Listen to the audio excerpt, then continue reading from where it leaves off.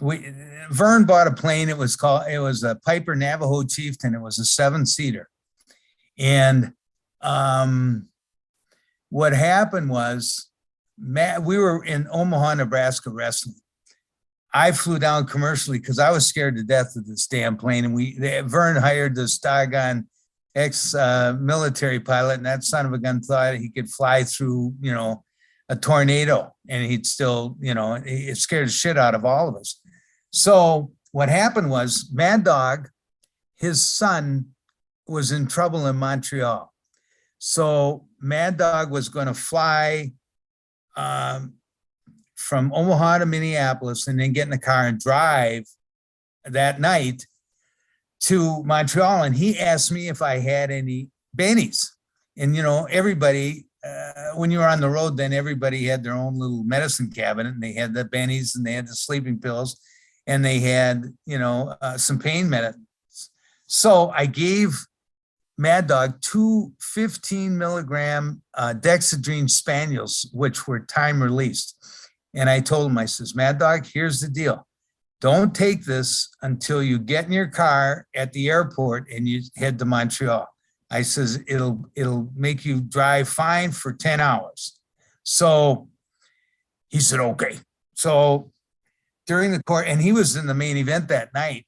And what had happened was, he was sitting there and he had a little pint of Southern Comfort, and he was drinking that and feeling pretty good. So he took the pill before the match, and he had a hell of a match.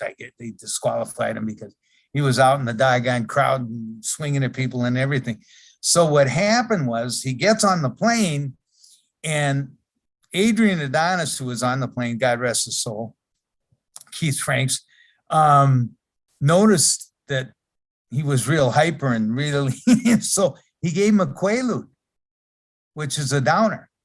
So, and then Mad Dog was continually drinking this Southern Comfort. So he's got a Benny in him and a Quaalude, and he just sort of freaked out. And when the plane, they were 6,000 feet up, and they were going 189 or 190 miles an hour. He decides to open the door. And thank God, the guy who was flying then was a Northwest Orient pilot, and, cut down the speed and everything. And they landed successfully, and they had the door pulled in, and they had Mad Dog to the side. So the next morning, Vern Gagne's office called me, and Mary Ann, the secretary, she said, Jim, Vern would like to talk to you. So I said, Vern, I didn't know anything about it because I had taken the doggone commercial flight home in the morning, and he said, you son of a gun. He says, you damn near killed everybody. I said, what do you mean? And he says, those damn pills you gave Mad Dog, he went crazy and opened the damn door. And I thought, oh God. So I had to go down and talk to him, and we straightened it out a little bit. But yeah, that was a real miracle that, they all didn't perish. Jesus. Who shopped you in for giving him the benzo? Or Benny? Pardon? Who shopped you in for giving him the pill? I told him, I told him myself, because he didn't know what he said, I heard you gave him something. I said, yeah, I told him, I said, he told me he was going to drive from Minneapolis to Montreal. So I said, I had a couple bennies to give him. And I said, he might have taken both of them. I know he took one for sure. So yeah, so Mad Dog was banned from the plane for a little bit, and I still flew commercial after that, but they finally got rid of that plane, thank God.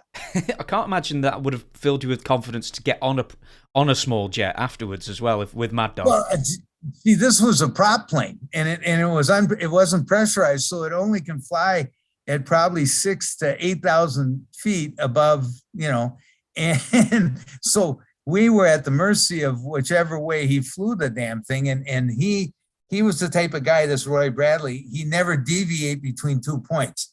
And if there was a thunderstorm in here, he'd go a little bit around it, but it's still, we'd have downdrafts and updrafts. And I remember Pompero Firpo, the wild bull of the Pampas, he got up in a meeting and he said, Vern, he says, that plane is like flying in a coffin.